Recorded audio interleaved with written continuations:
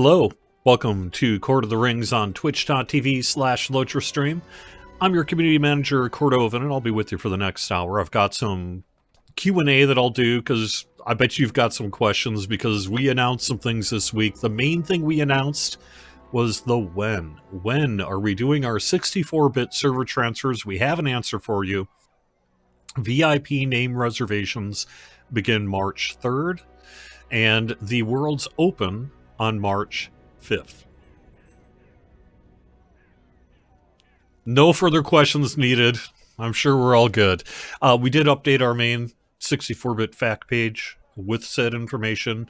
We also have announced that March 12th is when we intend to start doing our so-called dark world transfers, and those are going to roll out 2 servers every other day to give time for those transfers to take place.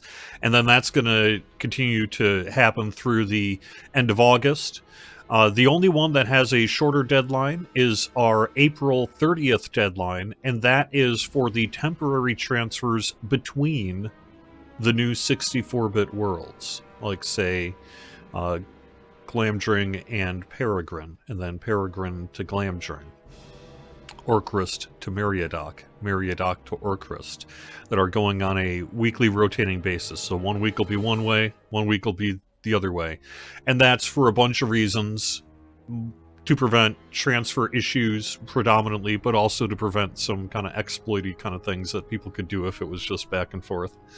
But either way, that's going to happen for about 9 weeks or 8-9 weeks, whatever that is. Everyone's going to get 2 shots really to make those transfers if they want. But all this information is now up on Lotra.com. Just click on the article about our 64-bit servers, and you'll have all these dates and times. But I figured, this is something that was still pending on last Friday's show and is brand new news, really, for this week. So I thought I would lead with that. We also had a really big week on the Lotra Discord, the new Lotra Discord. If you haven't checked it out yet, you probably should. You've probably already heard about this, though, because we crossed 10,000 members this week. 10K. It took, it took a week and a half, something like that, to really hit 10K. And that's a lot of people. And I don't think they're mostly bots either. We were joking earlier. It's like, yeah, that's probably 5K bot or 5K bots. No, I don't think that's true, actually. I'm sure there's a little bit of it in there. But because we're not publicly discoverable, because you have to join through the invite that we have it set up with the verified Discord account, really keeps a lot of that stuff down. And I think that people in the Discord have seen that as well, that it's a pretty cool place. It's busy. And there's a lot of discussions happening, so much so that it's really hard in some ways for one person to keep up with it all. But we have the forums, we have the Discord, and we do have a lot of great conversations happening across the breadth of Lotra's discussions. Everything, if you want to do role-playing, we got you. If you want to talk kinships, LIs, raiding, PvMP, I mean, you name it, it's in the Discord, and it's been hopping, and it's been real cool. So congratulations for joining a big successful Discord like this. It's because of your presence that it's awesome.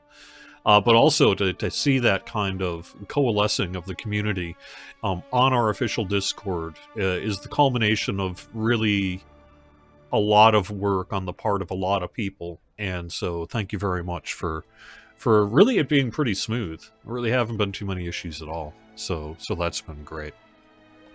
Otherwise, I think the main bit of news is just kind of some bonuses, because we have our Virtue XP boost running through the 23rd, being shut off at 3 a.m. on the 24th.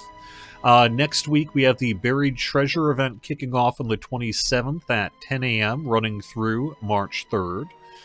We also have Update 43, which is the other big piece of the show today before I get into some gameplay.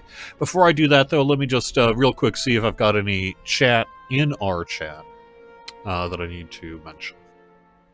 And sorry, I'm not going on Discord today, only because I just have too much else up on my screen. I can't do what I need to do and stream it to the Discord. So, but I am thinking about doing that longer term here. We'll see.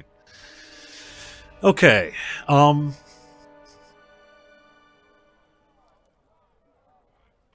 Do we have any clarity from Scenario on how many neighborhoods in total will be spun up? Scenario's input is not necessary for this. I have the answer, is the answer to that. Also, what happened to my chat? Everything locked up for a second. Oh, weird.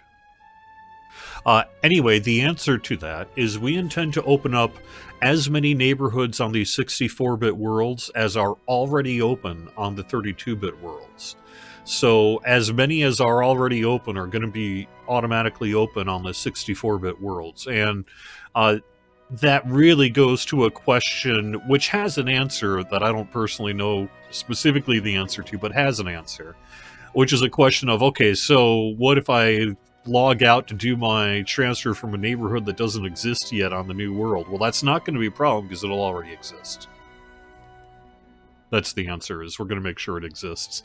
But in the theoretical case where you would transfer from a neighborhood that doesn't exist into a world where that neighborhood doesn't exist, I don't know the specific location it would send you.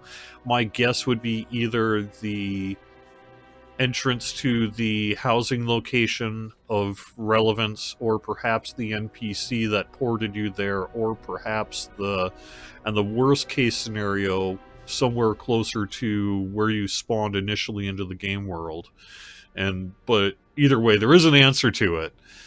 You would still be okay, but it's going to be a non-issue because we're going to have all the neighborhoods open. So there you go. That was one of those things that we had to be like, oh, okay, so what would happen, huh? And I don't exactly know the location today, but... when does the decision for who gets the kinship name take place on transfers? It is upon login, is my understanding. I'm not a software engineer, but my belief is that since the kinship is established on the game world at time of login, that the first kinship with the relevant name who logs in would be the one to get the kinship name.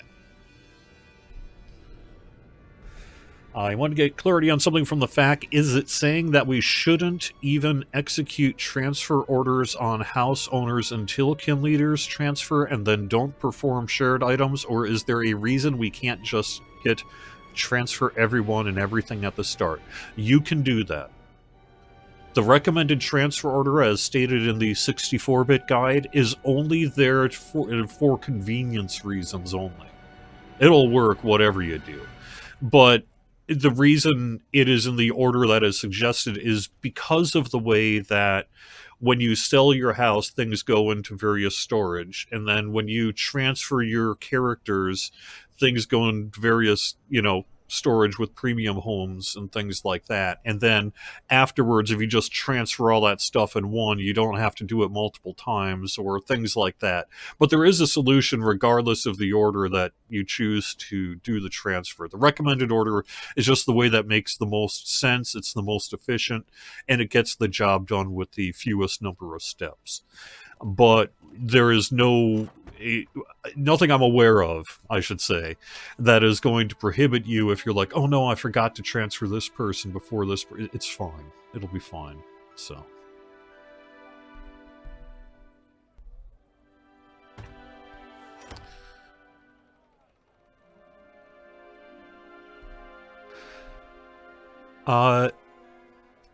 Glowfinwing, the idea of being able to name property guards is certainly a cool one.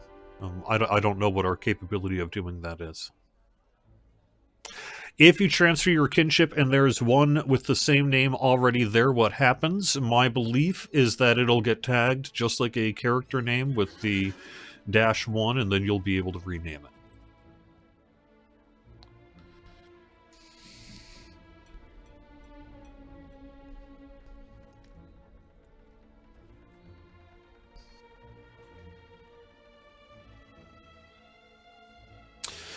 For clarification, so it's true. Adonis Locher, I believe, is how to say that. For clarification, what happens to bound items of kinmates that are not in the game? So, let's say, for example, someone years ago in your kinship placed something in your house and hasn't logged in since, 2015 or whatever. It is true that when the kinship house is sold and everything goes into the various characters' personal escrow and that as necessary, that it'll go into that character's housing storage because they're the ones who own the thing. It would have to be that way, right? Otherwise, the whole point would be like, well, you don't get your stuff back? What? So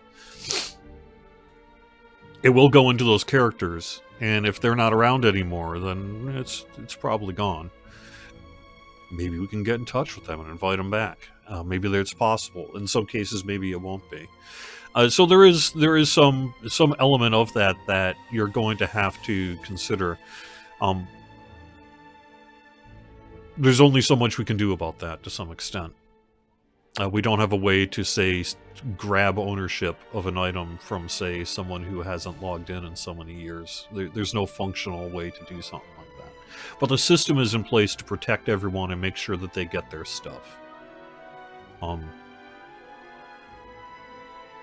That's how it had to be set up.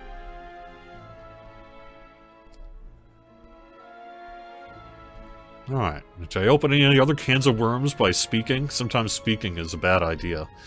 Are there any plans to offer some of the older kinds of housing decoration that are bound but no longer offered, like the dormouse? I don't know. I am pro dormouse. Who doesn't want a dormouse? No one.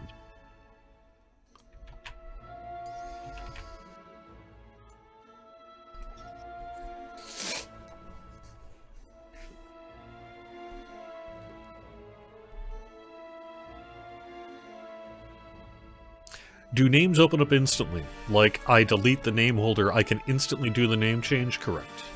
Yeah. Yeah, once you've... Because you'll hit delete, it'll ask you to type in the name like an "Are you sure" thing. Makes you do the work. But as soon as you do that work, boom, you can rename.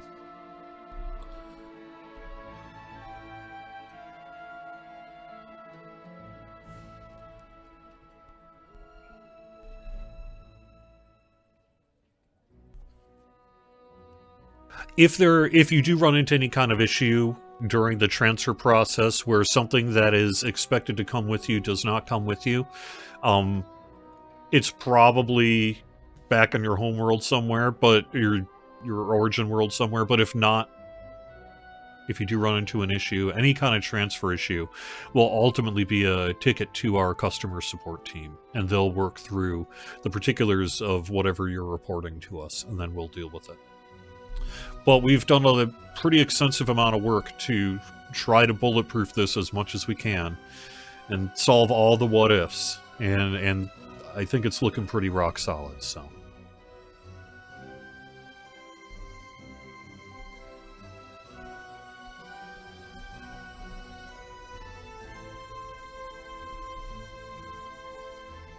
Oh, the Dormouse was an exclusive pre-order bonus? Gosh, we suck. Why would we do that? Well...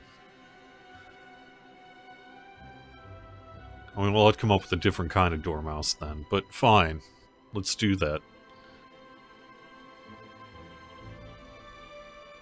Yeah, it's because we're mean. That's why we did it. It's terrible.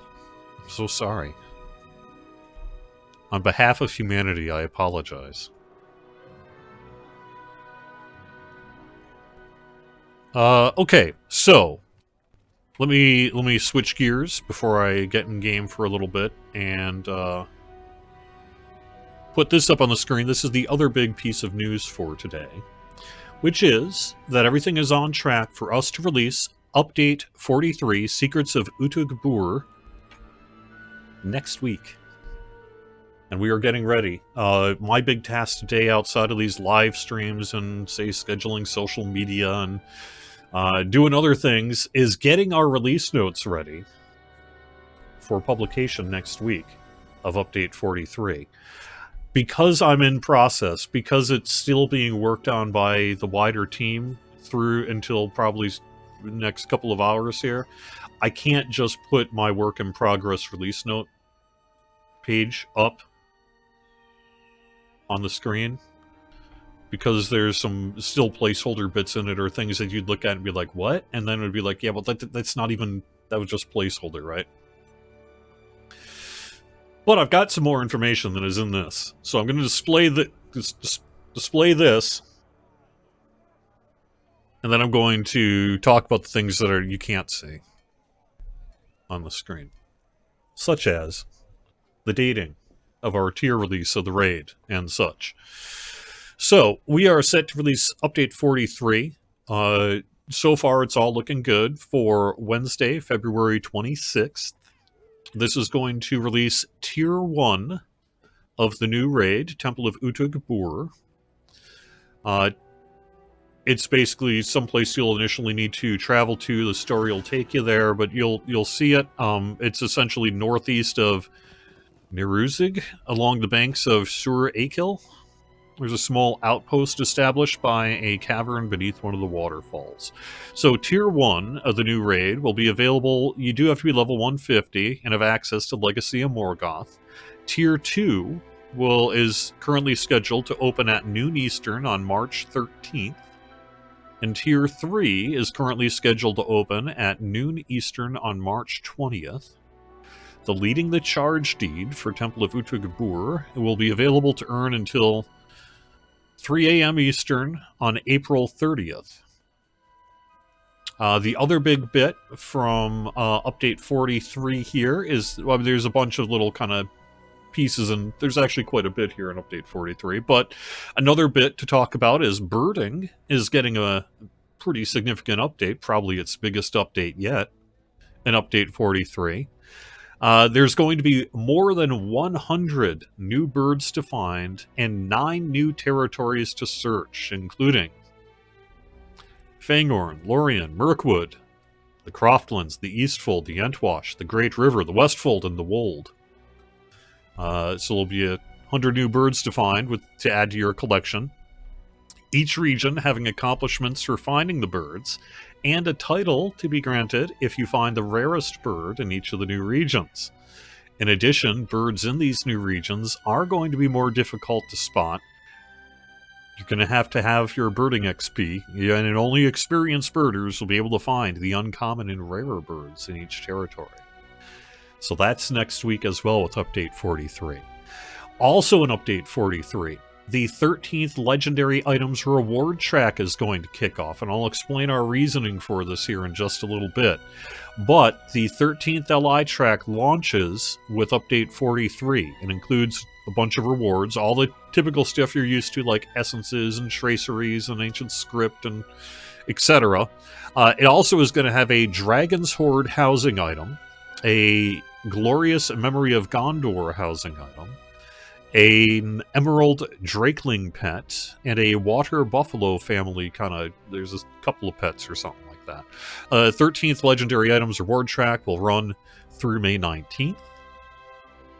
On top of that, in Update 43, the Deed Log is getting a big visual update. You saw that on Bull Roar of late. It's really mostly a visual update more than a user interface update, but the visual update is pretty significant and positions us to be able to do further work in the future related to UI.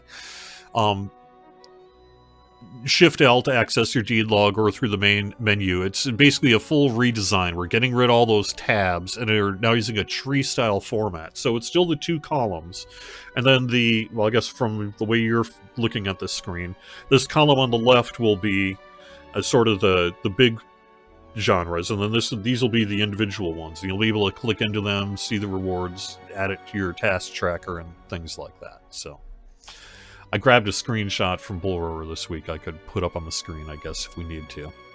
As far as I'm aware, I think those are probably some of the biggest bullet points. We also are debuting the High Elf Avatar update. That'll be an Update 43 here. You've been seeing that be iterated on the Bull Roar process, or through the Bull Roar process. And I would expect us to continue to do some additional work in the future. once it releases here, but we have a pretty full set now for High Elf ready to go, and Update 43 has some additional adjustments to the regular Elf that we had talked about over the past recent months since the Elf debut. Some of the polish and other work that needed to be done is also now in Update 43. We have a bunch of class work done. I think this is in the release notes. Yeah, you can see most of this in the release notes, so I'm not going to repeat myself here. I think there's a few bits that are getting added, but nothing worth bringing up here that I can think of. And then a lot of kind of quest work, instances.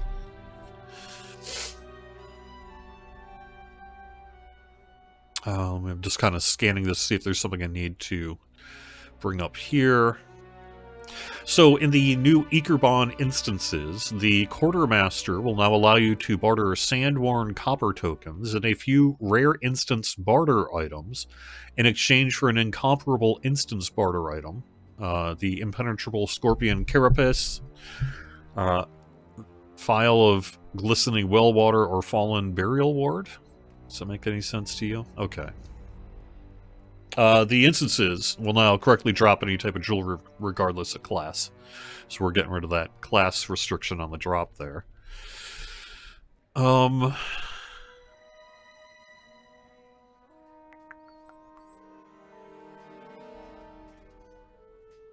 There's some mission work. Oh, we're increasing the size of the Mushroom Hunter's Hearth. That's based on community feedback that the Mushroom Hunter's Hearth was maybe a bit too small. So we're putting it about halfway between where it was and what a regular hearth is. Although the answer of what a regular hearth is turned out to be somewhat more complex than anticipated. Turns out we haven't really established a default size. We tend to be somewhat flexible on it. But we've now established, you know, it's like, okay, well, this is probably the regular size, and this will be a little smaller than that. So, there we go. All right, I think that is going to take care of most of the notes. Like I say, you've been able to see a lot of these notes over on the Bullroar forums for a while now, so it doesn't make sense to say it all out loud here. But there are bits as well that are new and will be featured next week when we release Update 43. Let me take a look at chat quick.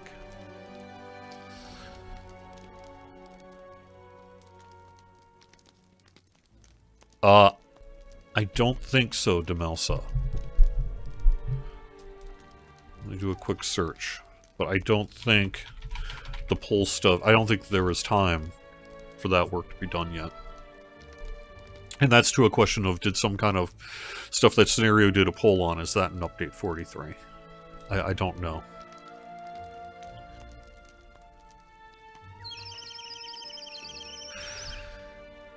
What will happen to the person who takes the name Stampion before me? Will they be punished? Well, let me say as a practical matter, that is unlikely to happen. I'll make sure of it if I have any say on it. But in general, I think if someone took my name, I'd probably just live with it. Depends what they were going to do with it, though. Because it's not, in my case, it's not about so much I'm a big shot, hot shot, and so you can't take my name. It's more, what are you going to do with the name of the community manager's character, right? Because we have seen examples in the past, for example, where spammers and scammers have tried to use Cordovan to perpetrate their scams, and so we've done work in the game to prohibit that kind of activity. But in terms of just a regular play character, if someone grabs my name, well, I guess they got it first. Okay. I'll deal with it. But as a practical matter, I will also be doing some work to make sure that no one's taken any names that I want. Let's just say I might be able to log in before any of y'all. So, you know. Just saying. Someone's got to be there to help QA things. Yeah.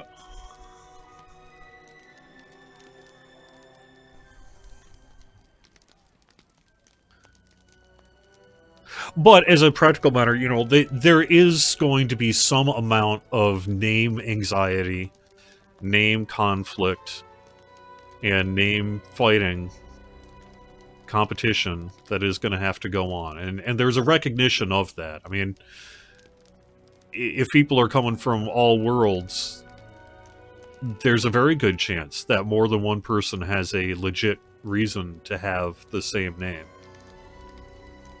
Not every name is unique, and even unique names are sometimes variations on themes that are common in fantasy naming, for example. And even though it might be unique to you and you've built up a long character, there could also be someone on another world who's been playing it just as long as you. Or maybe not. Or how long is, you know, for years as well, for example. So there is some of that that's going to happen. Hopefully not too much. People are often pretty good about grabbing their names regardless of world and things like that. So some of that happens too. I mean, you get into human psychology and human nature to a lot of this name conflict stuff. But we have a system in place that'll deal with as many issues as possible. And if you do feel that someone has maliciously and deliberately taken your name for the purposes of trolling or harassment or something like that, please do get in touch with customer support, and we'll do the best. They're going to have a bunch of work ahead of them. Maybe not that much, though. I think what we've often found is that the anxiety is worse than the actual practice, and that the amount of fear heading into a transfer can be very high, but the amount of actual, say, volume of tickets related to these kind of things tends to be a lot lower. And the reason for that is people grab their names, and they get their names. And they make sure they grab and get their names, and that's probably how it should be. So, you know.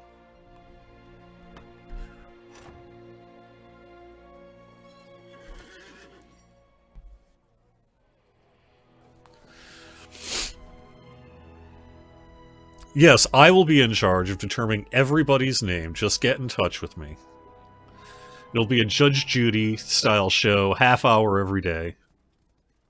I'll just sit there going, psh, you get the name. No, you get the name. And that's how we'll do it. So, yeah. That would be such a drama-prone show. Oh my god, that would be the worst. That would be the worst. Okay, well, I think on that note, let's head in game.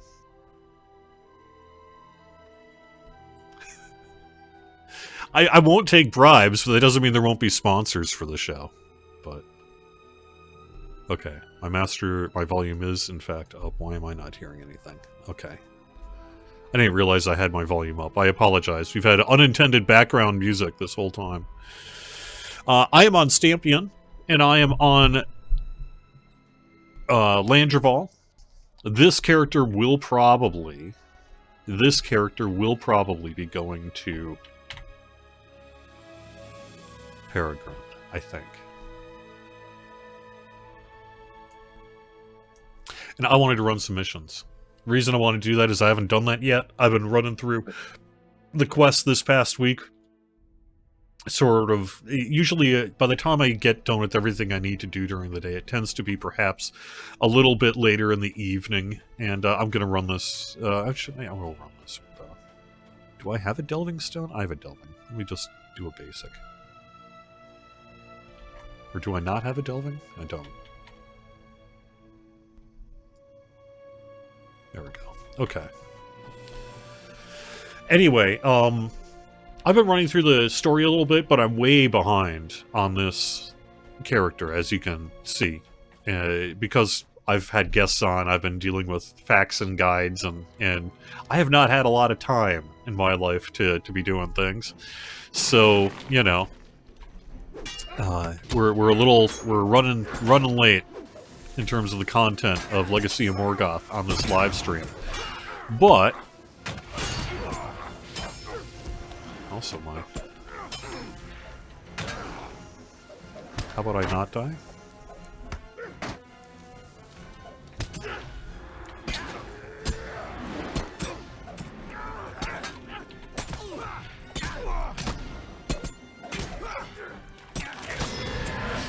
There we go. How's the volume mix? Is the volume too high, too low? I can't tell now. Unfortunately, I had my headphones set incorrectly, and now I don't know what my overall mix is. Volume is fine? Okay.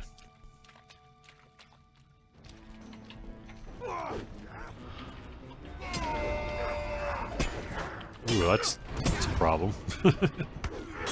That's no good. I don't like that. I'm gonna die. Or not.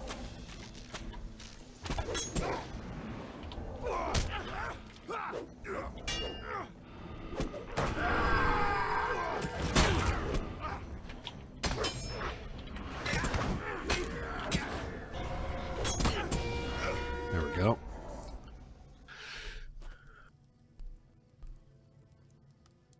So that is the reality. A lot of long-term players, and not everyone, and I'm sure that there's a million exceptions to this, but a lot of long-term players have at some point gone into pretty much every game world possible and reserved their main's name of choice, if possible. That's fairly common practice, I think, in the world of MMOs. And so in reality, there are certainly plenty of people with name conflicts who are sitting there right now going, yeah, but you know what? Stampion on Landreval, I've been Stampion on Gladden since 2011. And I'm taking that name, gosh darn it. And honestly, if that is the case, because as far as I'm aware, no one else has this name, but it's not really all that. I mean, the idea of just grabbing your origin and then your class and turning that into a name is not exactly the most brilliant thing in the world, so sure, someone else could have thought of it, you know? And that's fine, ultimately. The only reason this character has sort of an established name at this point is only because of the fact that I've been using it on the live stream forever. But I can't really... I don't even know if I can truly claim this name. Could I? Maybe. I don't know. Yeah. I will, though. That's what the long and short of it is I will make sure, probably, for the reasons of being able to continue on this live stream with the expected character name. Stampion will be selected prior to the world's opening.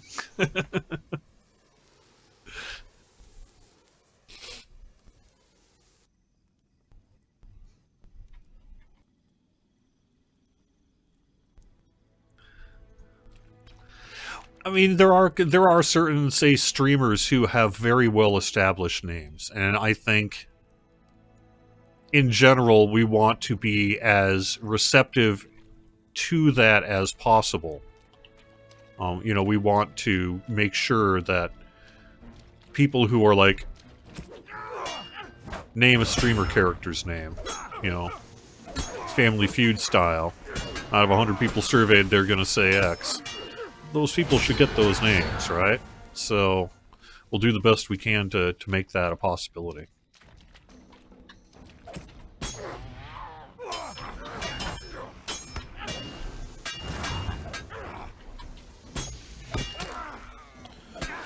There is also the possibility, and unfortunately I've already heard from a few, say, kinships that are in this position, where, for example, the name of the kinship is no longer permitted due to our naming rules, but was grandfathered in because it was created back on whatever day it was created. And that is a reality as well. There are, in some cases, we've been able to loosen up some of those names, but in some cases those name restrictions are only kind of our choice, and that they must align with, say, various requirements that we have. So not everything is just, we don't like that name. Sometimes it's like, no, it's required. And so there may be cases where kinships do end up having to finally get a rename because the name that they were is no longer permitted. Hopefully that'll be very few cases. And we've been hearing from a bunch of them, and we've tried to do what we can. But where we are now is probably where it's going to have to be, so...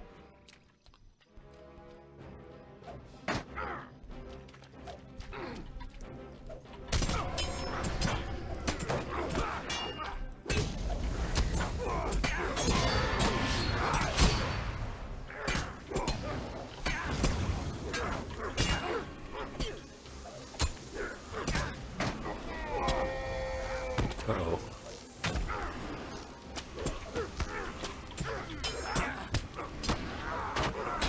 Uh-oh. Ah.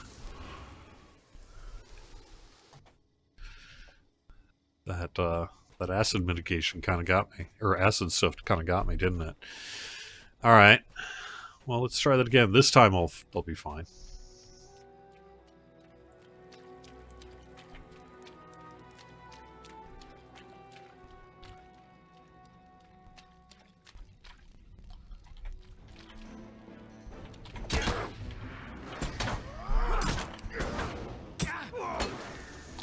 No, I have not died.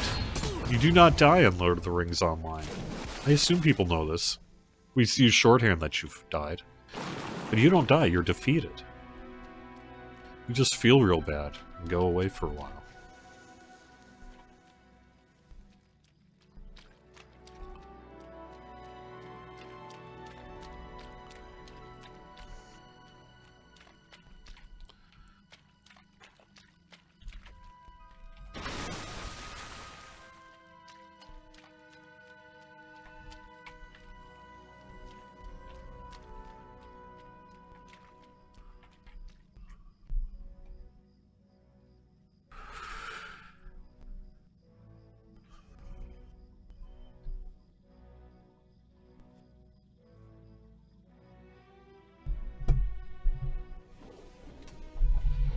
Don't stand in the bad stuff. Generally good advice. Generally good advice.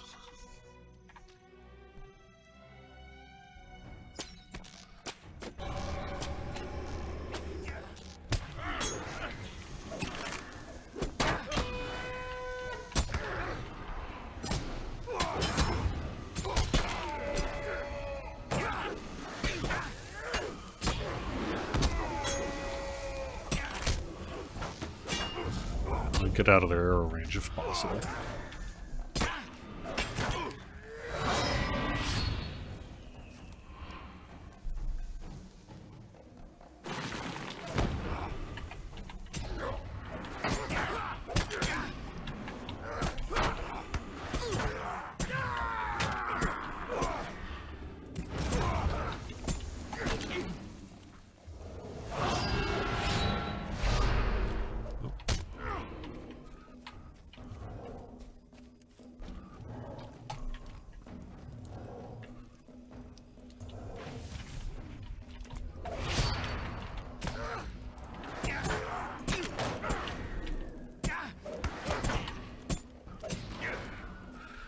Okie doke. Well, that worked. One more provisions left, huh? Where are you at? I have a hard time answering, do you think we'll ever go to X? We have so many plans to go to so many places, so many what-ifs and we-coulds. I think in general we have considered just about every, I mean, you know, anything is always possible, I guess is really the long and short of that one. Alright, here's my final provision. Oh no! Oh, we get out of here. Alright. Drag you outside.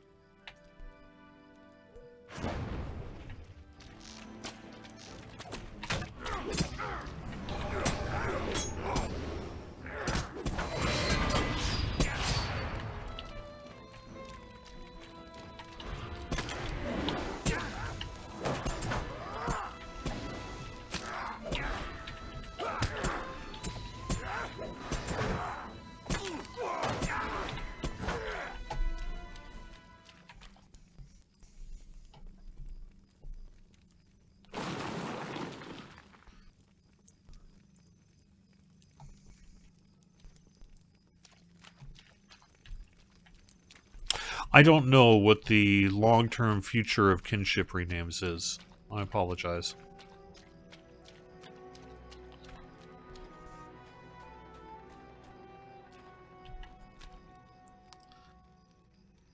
Yeah, those are people you don't want to invite to your party. They're just gonna spill crap everywhere. How about you leave the This valley belongs to the Shagani, and no Mordecai one at home? else.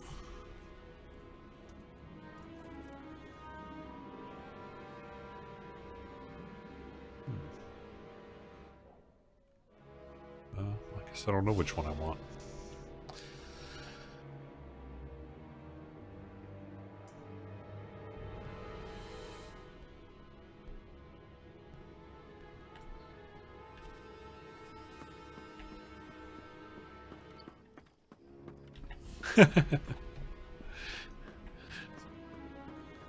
Got a hater in chat. Someone doesn't like these missions, huh? Alright, well. I'm doing it anyway. That's fine. I haven't run them on stream yet. I am a little behind on the story as well, but I have largely... I'm ready to move away from this area, as you'll see when I log out. Story-wise, I'm about ready to pass beyond the borders of the mission NPC.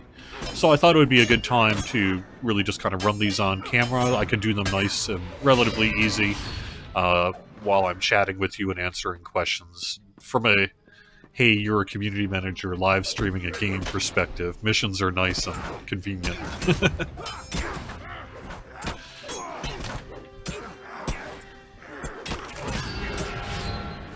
I don't have to worry so much about where I'm going.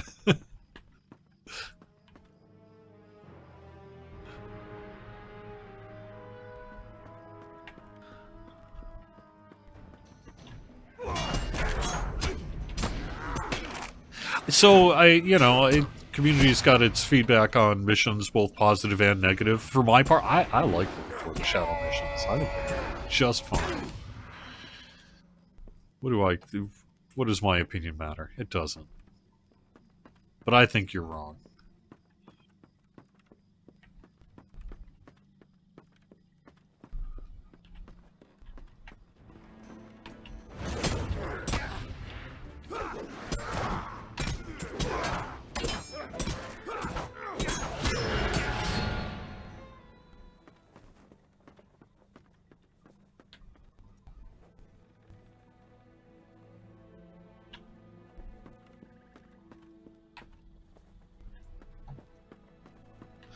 I also like these missions as kind of a little break from the story questing, because you do, especially so far in the first part of this stuff, you do a fair amount of landscape travel. You really do, because you're going to different parts of the world and meeting up with different people and doing things. It's neat, and there's a lot of great landscape and travel in our new content, I think.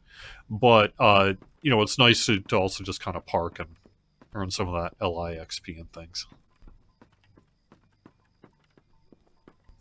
Speaking of LIXP, as mentioned, the 13th Legendary Items Reward Track kicks off on Wednesday.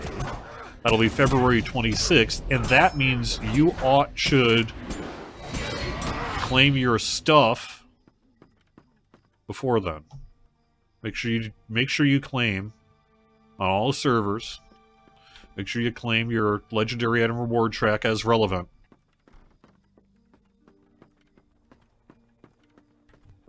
Before the game worlds go down on presumably Wednesday morning, 9 a.m.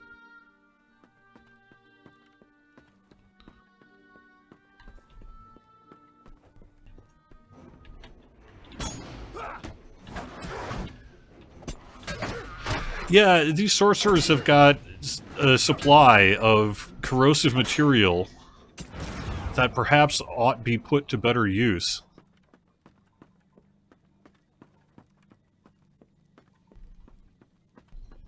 I mean, come on, don't they have other things that... Oh, is there one in here yet?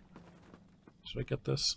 Okay. I'm mostly looking for barrels I probably forgot to click on. But, not there.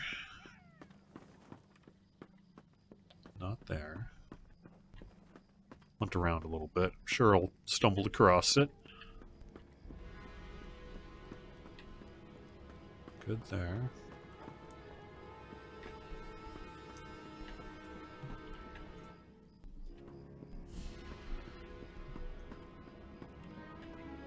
Yes, that is. I guess I didn't mention that in the news, but that is true.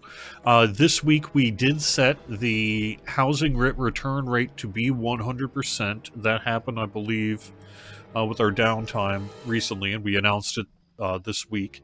So the return rate is now 100% on all the 32-bit worlds. Not on Ingmar and Mordor, because they're not transferring what have you, right? But in all the 32-bit worlds, the housing return rate is set to 100%. And we have timing dating on that I would need to look up. I don't want to try to say that off the top of my head and be incorrect, you know? Did I go to this one yet? No, that's just ouch. Ouch. That's where I was, I think.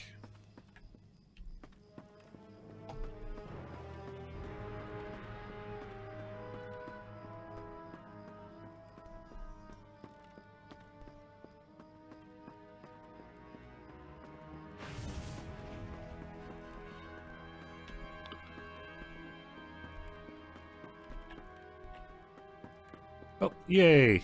Alright, cool. Mission complete. Alright, now where did that NPC?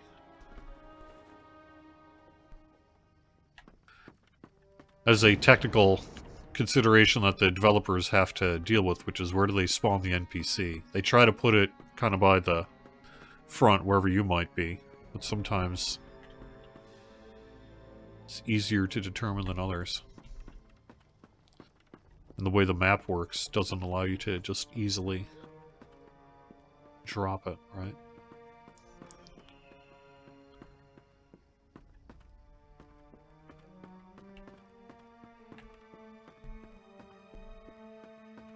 Yeah.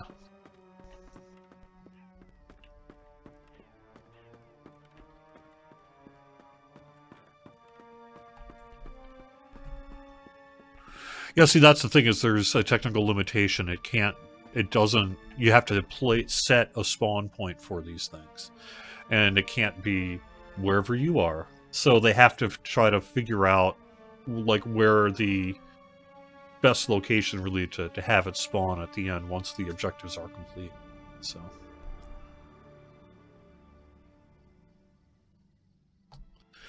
And that is true. You could just have leave the instance thing. You could do that too. What say you, traveler? Is there something you need?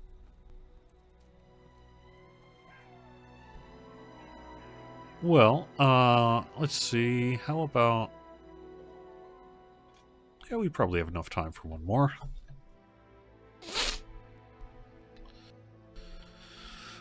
I do think you need to speak to the scout. Am I incorrect on that? I don't remember. Whatever we say in our missions guide. You try to keep all this info in your head, but you know, it's a lot, and it keeps growing all the time, and it never ends. And after a while, things that you wrote the guide for, you're like, I don't know the answer to it. I have no idea what I said. It was years ago.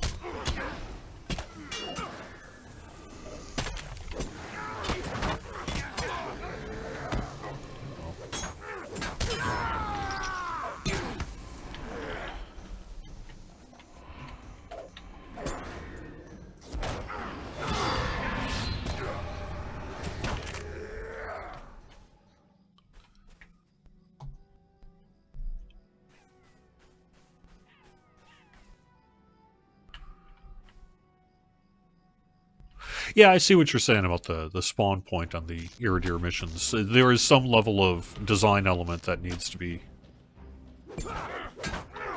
placed there as well. Like, you can make it a circle so it's kind of easier to loop around or whatever. And that's all true.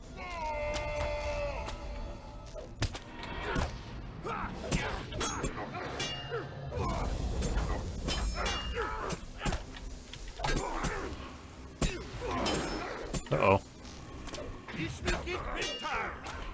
Oh no, I'm doomed. Doomed!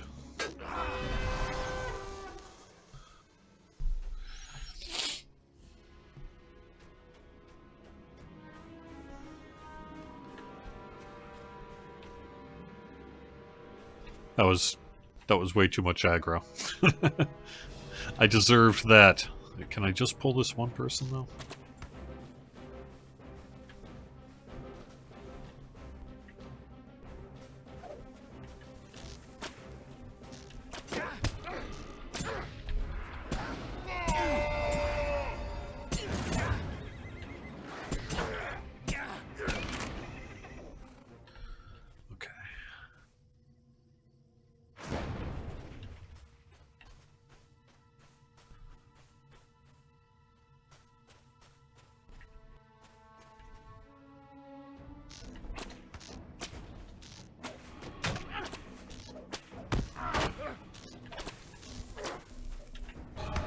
Make them come to me.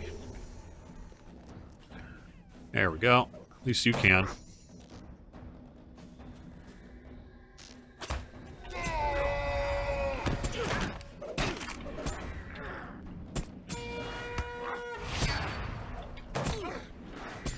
I bet on higher tier difficulty this one is a beast. Because it's a big concentrated groups of mobs in a relatively small space. And they got that AoE attack that kind of forces you to maneuver around, do stuff.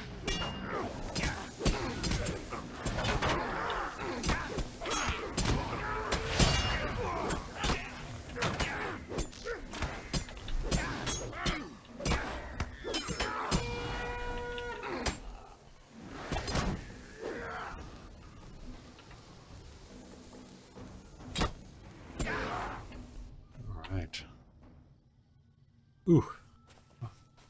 That worked a little better, anyway. Oh. Oh my gosh, I wasn't ready.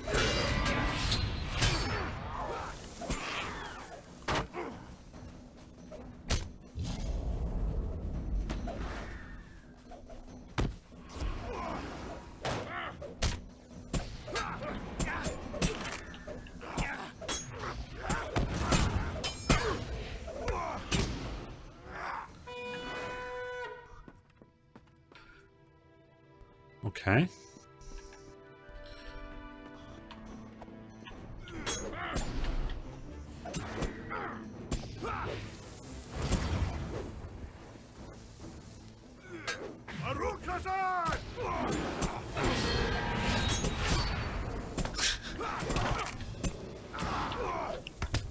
All right.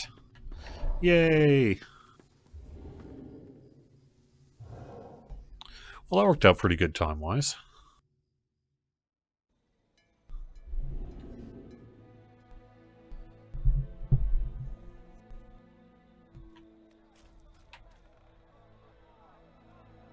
This valley belongs to the Shagani and no one else.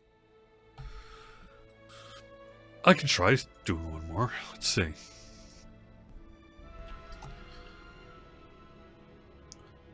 Yeah, I mean that's basically a classic fight of that era, right? So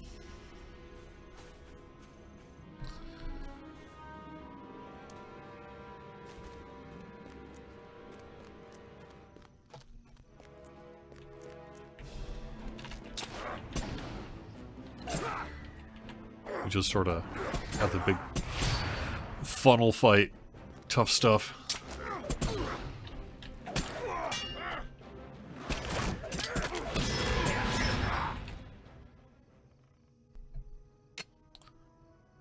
Oh, yeah, so that is something I'm aware of. Normally, I try to have all my Chrome audio down, and that's why you're hearing the stupid Teams thing. Because we have a meeting at 1 o'clock. But, it's been causing me trouble, and it must be up at the moment, so I apologize for that coming through.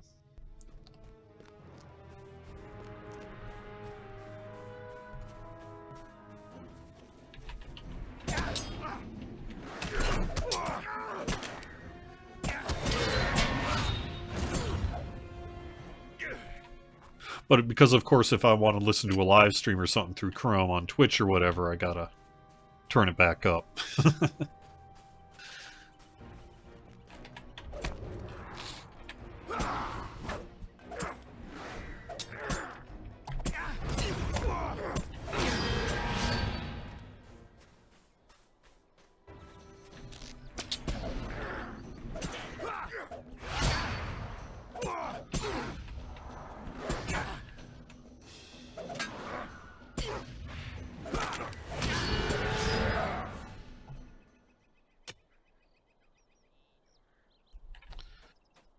Okie dokie.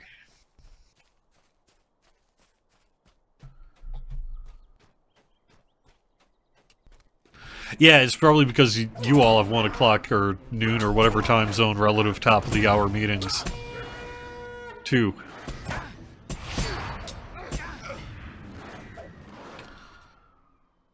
I'm going to be going in a few minutes here. I've got release notes to get out for localization. I got a bunch of work we're doing for next week, of course. I have things with the other game I'm doing. And Friday is often when I'm scheduling a lot of social media. But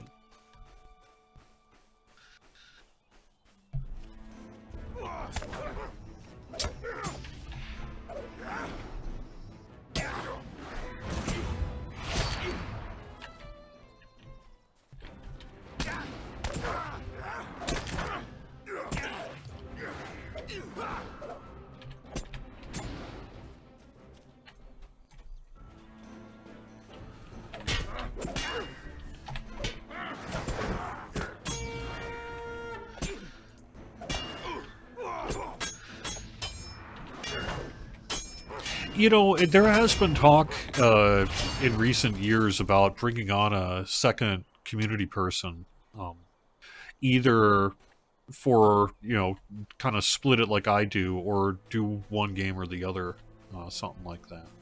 There has been talk about that over the years, in recent years, so it's possible at some point there could be another community person available to help further things, but you know, I am but a mere employee. Those decisions happen above and beyond me, as is probably appropriate. So.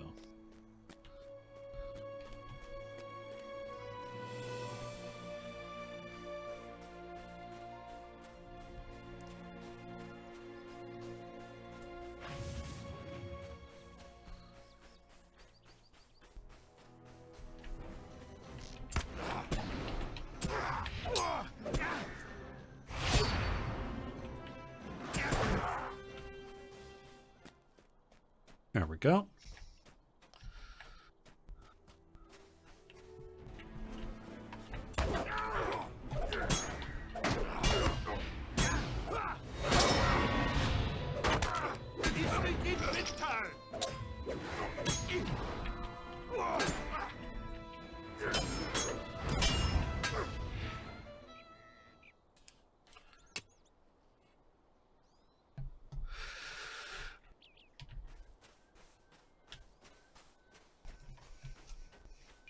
I mean, they're doing pretty good in terms of placing the person. Oh, really? My cat wants to say hello, I think. It's 1 o'clock, and my cat would like to say hello. So, maybe we should do that. Let me change cameras here. Why, hello, Lizzie. How are you? Here we go. She's thrilled, I'm sure, to say hello to all of you as we wrap up Court of the Rings here on twitch.tv/LocherStream. If you're watching on YouTube, thanks very much for watching. I really do appreciate the like and the subscribe. There's been a change on Twitch this past week, which I think most creators have talked about, where they're adjusting highlights. You can only have up to 100 hours of highlights ever on Twitch. And past broadcasts are auto-deleted after 60 days, which is why people were highlighting things, because they were sticking around permanently. But they're making a big change by April, which means that all of my show highlights, basically every permanent archive of every show I've ever done, is going to get deleted. However, not a big deal because you should probably just be watching the archives on YouTube anyway. Twitch is a live streaming platform and clearly is less interested in long-term video storage and sharing. Suitable, that's more of a YouTube thing. And so, thanks for watching live, and if you want to watch the archive, it'll be as a past broadcast on Twitch for 60 days, and then YouTube only on that. So, and that's really a Twitch decision that was made this past week or so. So that's where we are. And thankfully, though, we have been archiving all this stuff long term on multiple locations, so it should be just fine. All right, the final thing I wanted to do then, before I call it done, and my understanding is we don't have a Tolkien professor here today, is, and let me preface this by stating I know this is the wrong game. This is the wrong game. But I'm going to show you, because it's a Daybreak game, it's a really cool thing that came in the mail today. Or not today, but this week. I got an axe. I got an axe from work for EverQuest. It actually, you can only see, it's EverQuest on one side, and EverQuest 2 on the other. And this was given to me by the folks on that game side after our meeting in San Diego this a couple of weeks back now. And the main reason I wanted to show it off on stream is because now I can officially say, and you have my axe. Have fun, everyone. Hope you have a great weekend. And now we'll talk to you all again soon. Bye-bye.